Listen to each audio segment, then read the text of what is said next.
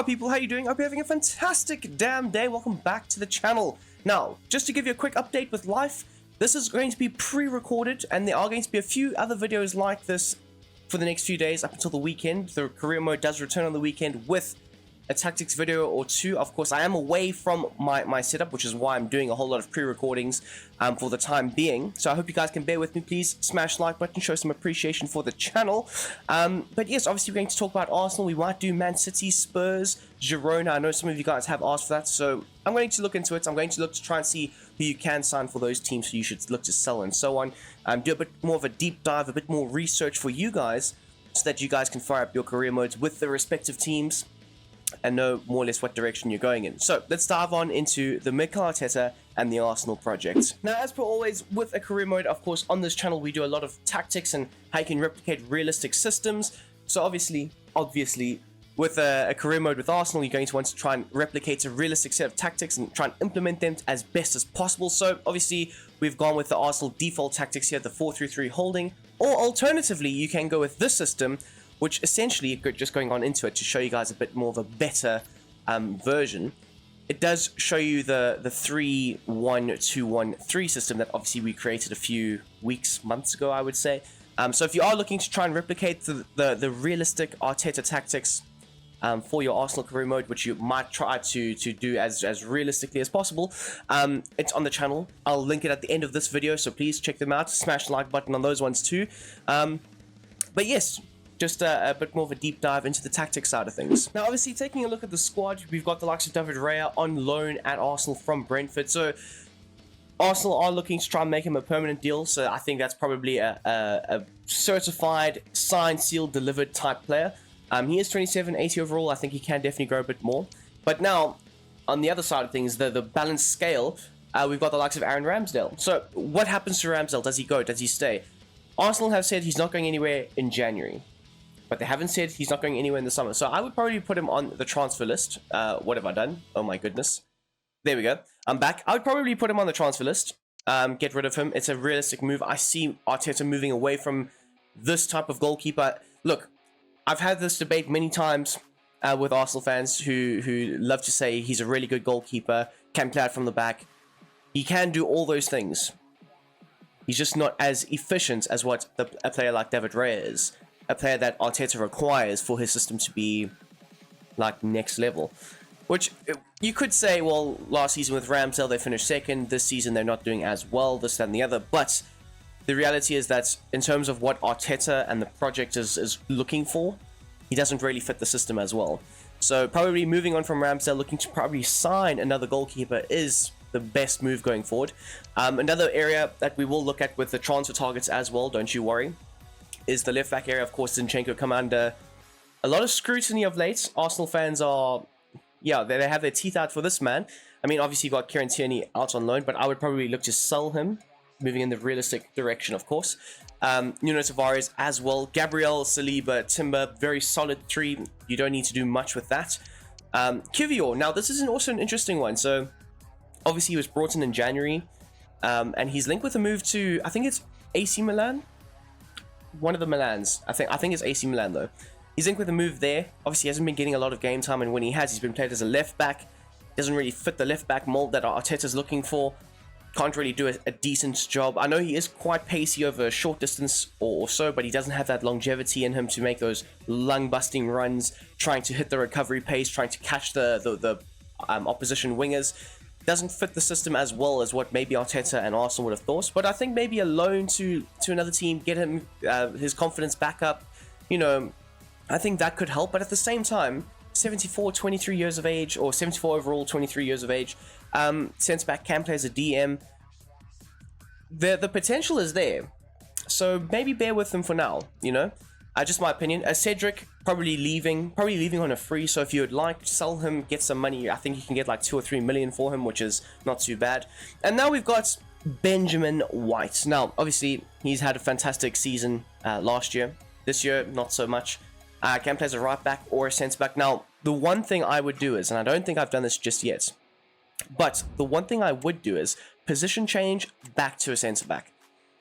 Now, you've got Timber. Timber can play as a left back, or right back, or a centre back.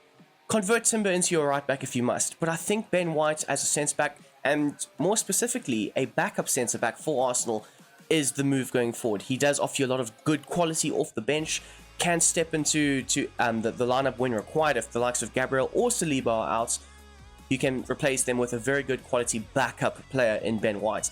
And I mean, like I say, you've got the likes of Timber, who can play all three positions, and he will probably start as the right back. And I think that was Arteta's plan all along.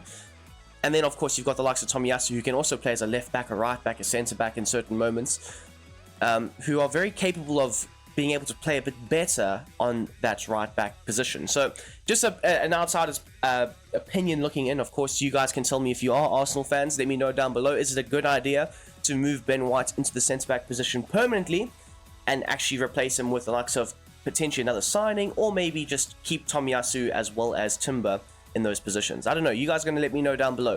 And then we've got a few other players here like Jorginho. I think Jorginho has been very solid. I will say that. I think, you know, if he was a few years younger, I think he would be the quintessential perfect piece for this Arsenal side to play as that DM. And then you have Rice as the more box-to-box player. Or you can play them as a double pivot as well. But I think, you know, 31, 32 essentially, it's more or less past him. But again, a good squad quality player to have. And then, of course, you've got Thomas Partey and Elneny. Partey is linked with a move away. He's been linked with a move away for quite a while. Of course, the injury hasn't really helped. But I think selling him, he's got 12 months left on his current deal. Sell him, get some money back, try reinvest into the squad. I think that's the best way forward. As well as Elneny, a bit of dead weight. I know for some Arsenal fans, they love Elneny. Quality servant to the club for so many years. He was fantastic for them. But yeah, it's you know what, football's ruthless. You got to get ruthless with the squad to progress and win a title potentially. So I think, yeah, for those two players, definitely out the door ASAP. And then, of course, you've got the likes of Declan Rice, who is a DM that can play as a box-to-box player. And we've seen a good attacking outlet from him, I will say that. But maybe, just maybe, his potential to be better is further forward. So if you do tend to sign a DM, move Declan Rice high up the field. Alternatively, just play him in the DM position and then have him guarding the back four when required. But yes, obviously we've got a few other players here, some young players as well, Patino, Aziz, and so on. And then we get to the attacking midfielders of the lot. So obviously Odegaard can play as a central midfielder, which is great. No real qualms about it. And then we've got the likes of Kai Havertz, which is a man that can play as a right wing, a cam, a central midfielder, a striker. No real lockdown position just yet. I mean, he has been in some decent form, scoring a few goals here and there, making those late runs into the box, scoring some good headers, late winners as well. But what is his actual position? I haven't changed it because I don't really know myself. I thought that they were bringing him in to be a striker. That's what I thought. But Arteta has played him as a number 8 / number 10 at times. I don't know, it's just interesting because like you've got the likes of Odegaard, Kai Havertz, and Vieira for one position. And plus you can throw in the likes of Emile Smith-Rowe and so on into that one position. Of course, Smith-Rowe can play on the wing. But these other guys, they've mainly been played in the central areas of the pitch. So it does make it a bit hard, a bit too clogged if you ask me. I wouldn't say the Arsenal squad is bloated by any stretch of the imagination. Definitely not. But I will probably say that you need to get rid of a few players here because either they're weighing down certain positions, or potentially you could get some money and then replace them with better players or better quality, or you know, fill in areas that actually need to be filled in. So that's just my thinking at the end of the day. Of course, we've got Marquinhos, and then we've got Emile Smith-Rowe, a man that can play as a cam, like I said earlier, or potentially on the wing. Now, the way I look at it is you've got Martinelli, and then of course you've got Trossard. So Smith-Rowe, he's had a long-term injury. I don't know. We don't know how he's going to come back from this injury. But I've seen rumors Arsenal are looking to sell him, get some money back for him. Where they sell him to, I don't know. I think he's a fantastic player. I'm an amazing player on his day. But the injuries have really screwed him over. And that's just the worst part of it. A young player, 22 years of age, such a good attacking talent. But again, injuries. So I've seen him link with a move away, so I've put him on the transfer list. It's up to you guys, essentially. But I think it's a very realistic thing to have him go. Leave Arsenal. Take that money, invest it back into the team, buy yourself a good quality striker. buy yourself a good quality backup DM or potentially a starting DM, and then, like I say, shift Rice slightly higher up the field into the more box-to-box role, or potentially buy yourself a better right back. It's always up to you. And another person that is linked with a move away is Reiss Nelson. Now, one of my favorite players. I will say that he is a very, very good player, can play on the left or the right, but it hasn't worked out for him, and he hasn't gotten the opportunities that Arteta had promised him, which does suck a bit when players get lied to. But yes, a link with a move away, I think it's a good move for him and his career going forward. Of course, he is 23, so he needs to start getting game time. Otherwise, he's just going to consistently be a bench player for the entirety of his career, which most players don't want to be. And with a player like Reiss Nelson, who is so talented, he was highly rated coming out of the academy. I mean, I think he was rated higher than what Bukayo Saka is. And look what's happened. Bukayo Saka has elevated to the next level, whereas Reiss Nelson hasn't. So maybe stretching his wings, finding another club. I think he's linked with a move to Wolves, which I think is a fantastic move for both sides. They can get some good money for him. He can get a good opportunity at a new start. I think it works out quite well. Obviously, we've got Bukayo Saka. You don't need to do so much with him. He is your fundamental, quintessential building block of this team going forward. And yeah, there's nothing else I can say about it. Obviously, like I said, you've got Trossard, you've got Gabriel Jesus, and Nketiah, who I've also put on the transfer list because he is definitely, without a doubt in my mind, leaving Arsenal. Whether it's in January or in the summer, he is gone.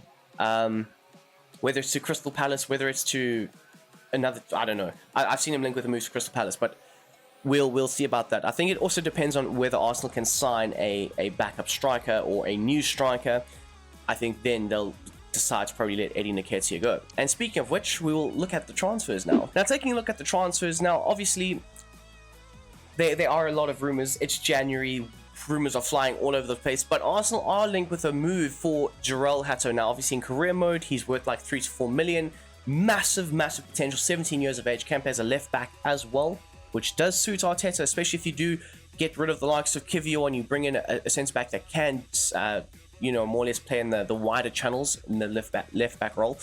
So I think it's a really good move. If you're looking to maybe potentially replace Gabriel at a later date, you bring in this kid, you grow him, you loan him out potentially, you make sure that he's growing to the best and the max, and then he naturally fits in and slots into your back line. And I think for the future, him and Saliba would be magnificent, like truly amazing. And then of course you putting in the likes of Timber, who I rate to the highest. I think it would be a fantastic move for Arsenal, although realistically wise, I can't see it actually happening.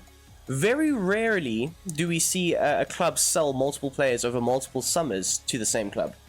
We saw it with Southampton and Liverpool, and there were many memes about it, Liverpool B team, this and the other.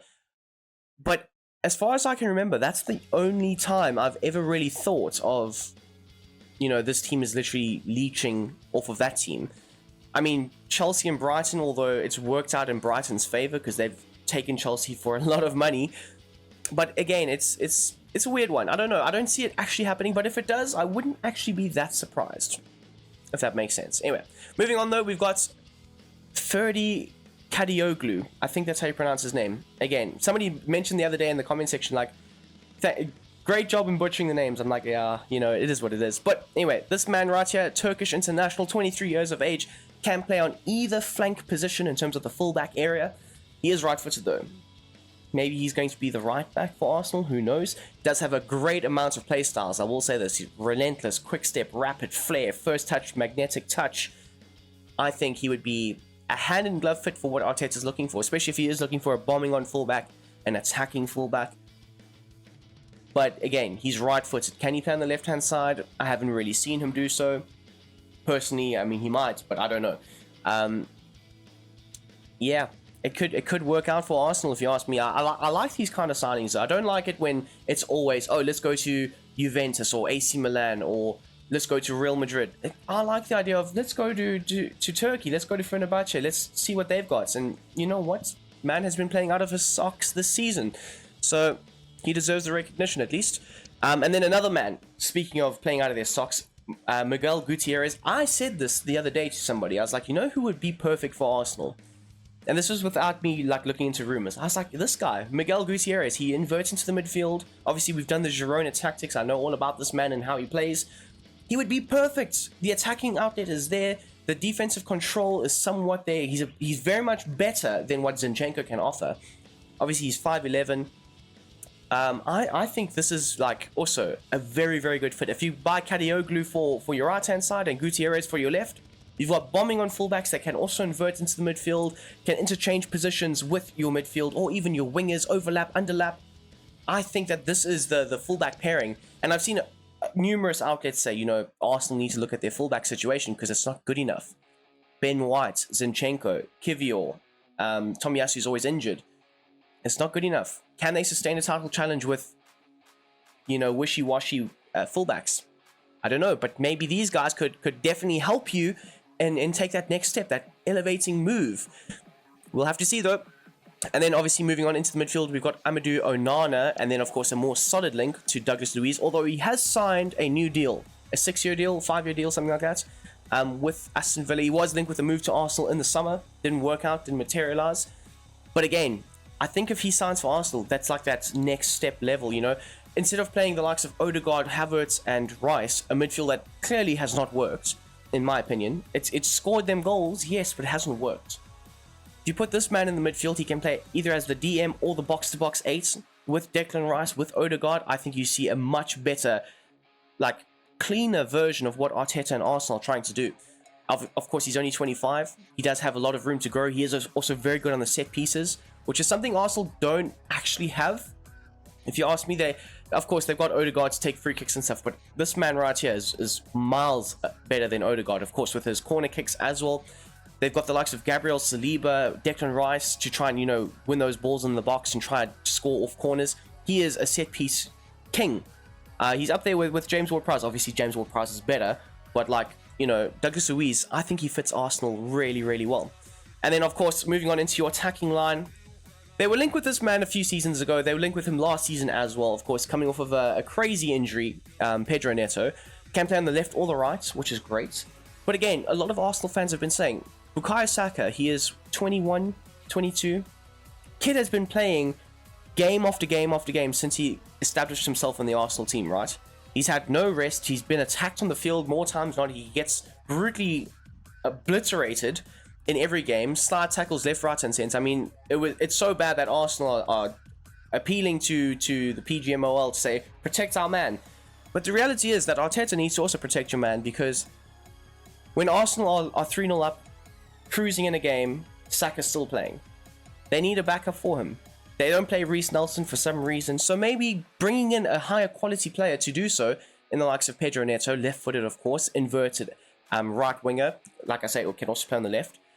He also has a few good playing styles as well. Quick step, rapid, suits what Arteta could be looking for as well. And again, another option off the bench to potentially rotate with Saka. It is also a bit of a, you know, will he get enough game time? How will it affect the others? But again, when you're a massive club like Arsenal, you've got a lot of games per season. There should be enough minutes to go around. And then finally, into the striking area, of course, there is no Ivan Toney in the game just yet. It should update relatively soon, to my understanding. Maybe by the time this video goes out, it's already updated and he's back in the game and I look like an idiot. But he's not in the game at the time of recording this. But obviously, he should be on this list as well. Although, again, I don't see the likes of Ivan Toney going to Arsenal in January. Maybe in the summer, but I don't see it in January. Just like with Osimhen, like all these Arsenal fans saying, oh, Osimhen, January. It's never going to happen, boys. Sorry to break it to you. And if it does happen, I will eat my words. I'll eat humble pie, but it's just so unrealistic. More so, the likes of Guirassy from Stuttgart, 15 million release clause, can do a very, very good job, in my opinion. I think he would suit exactly what Arsenal are looking for. And again, if it doesn't work out, it's a £15 million release clause. You can just sell him in the summer or keep him as a bench option or something. I don't know. But the reality is that I think he could be a very, very solid option. And he can offer a lot more than what the likes of Gabriel Jesus can. And then finally, of course, a man that was linked a few summers ago as well, or windows ago, Dusan Vlahovic. So 23, 83 overall. He's got all the traits that, again, Arteta is looking for. But again, it's just somewhat unrealistic, because Juventus have come out saying, we're not selling him. But again, if Arsenal say, well, here's 60 million, I don't think they'll turn that down. I really don't. So it's a possibility. It's a possibility. But if you ask me, out of the three striking options of Tone, Guirassy, as well as Vlahovic, I think Guirassy is the most likely to end up in an Arsenal shirt. Okay, guys, so moving on to the scouting areas now. I did do some research, to be fair, I did. And I have picked up that obviously Arsenal, they scout in England, trying to sweep up talent in London and so on. But they also have recently, this was like 2 seasons ago, I think, they've started scouting in America, obviously trying to collect the good young talent from that area of the world. And they have done so. They've also actually scouted players from the MLS. Sorry, the cat is also going crazy again. But anyways, they've scouted players from the MLS. They've signed players. They've sold players. And it works out quite well. And then finally, the other one is Brazil, of course. The massive signing of Gabriel Martinelli for like 7 million. And he's turned out to be a really great signing for them. Obviously, this season he's not having the best season. But again, I think he will turn out to be a fantastic player for this Arsenal side in the long run, regardless of how he's playing right now. So yes, Brazil, United States, and England, I think for the first season or two, you can look to try and push those areas as much as possible, trying to find as much talent from those areas as possible, and then obviously incorporate them into your side. And then obviously moving on to your scouting area. Now, the goalkeeper is a massive one, and finding a backup goalkeeper will suffice. Obviously, if you get rid of Ramsdale, you'll look for one. Now, I've gone with the age of 30 to 35. Obviously, that's a bit older than normal, but again, you aren't looking for a new up-and-coming star. You have a 27-year-old in his prime, David Raya, and that's going to be your keeper for the foreseeable future. So get rid of Ramsdale, bring in a backup keeper that can do a good enough job in the League Cups or the throwaway games that you don't really care about. And then again, like I said earlier, the fullback area is a must. So I've targeted the left and the right back positions, with the overall conditioning set to first team quality, first team prospect, as well as world-class prospect. So if you can find a young 20-year-old that's got a load of potential, sign him up, bring him into the squad, grow that potential, nurture that potential, and then hopefully he turns out to be a world-class talent for your side. And then obviously moving into the front line, now we've got the likes of a striker and a right winger. Now obviously I've given you guys some targets to look at, but again, it's career mode. You're trying to look for a realistic approach, and more times than not, teams will rely on their scouting systems. Maybe the obvious option isn't there, so maybe a scout can find something for you. And more or less, the right wing position, again, 20 to 28, doesn't matter what the contract length is, first team quality and a backup. Obviously, you are looking for a backup for Bukayo Saka. Maybe your scouts, well, this scout specifically, can find a better option than the potential of Neto. You know, it is always an option. Obviously, looking for a striker, a more physical, actual number 9, opposed to a Gabby Jesus, or potentially a Nketiah, a man that can hold the ball up a bit more effectively, a man that can link up play a bit more. Obviously, Jesus does a very good job with that, but like a bit more physicality to the outlets of the side. That's what you're looking for. And then again, I just threw this one in for the sake of it. If you are looking to potentially have Declan Rice play a bit high up the field, look for a defensive midfielder, 20 to 28. Again, first team quality, first team prospect, or potentially a world class prospect. That also allows you to have a bit more leeway, because if you do find a world class prospect, you can still have Declan Rice as your DM. You nurture that prospect until he gets to the point where he has to start games, and then you shift Declan Rice higher up the field. Or potentially, you switch to a double pivot, which we have seen Arsenal do in the past. So yes, people, that is what I would do for a realistic Arsenal career mode, and how you would start it at least. Let me know down below what you would change if I've horribly butchered it. If you agree with me that the likes of Reece Nelson, Emile Smith-Rowe should definitely be going. Should they try and kickstart their careers somewhere else in another team? I don't know. Maybe, maybe not. I know Nottingham Forest, they are looking at Emile Smith-Rowe. Of course, the likes of Aston Villa are also doing so, but, you know, I could be wrong. I could be wrong. I am by no means of the imagination an Arsenal fan, and I only know what I read and what I see. So, you know what? It is what it is. I'm going by what I see. If you guys have enjoyed this video, please don't forget to smash that like button down below. Subscribe if you are new, and I'll see you tomorrow for the next one.